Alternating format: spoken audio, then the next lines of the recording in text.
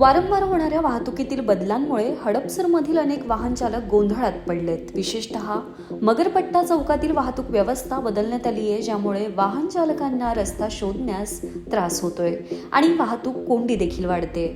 पुणे सोलापूर महामार्गावरती हडपसर मगरपट्टा चौकातील उड्डाणपुलाखालून मगरपट्टा तसेच मुंडवा खराडीकडे जाण्यासाठी पुलाखालून टर्न होता, तो काही दिवसांपूर्वी बंद करण्यात आलाय. आता रामटेकडी हडपसर वाहतूक पोलीस चौकी समोरील सिग्नल येथून यू टर्न घ्यावा किंवा ज्यांना पुन्हा मेगा सेंटर किंवा हडपसरकडे यायचं असेल त्यांनी या ठिकाणाहून यू टर्न घ्यावा असं नियोजन करण्यात आलंय.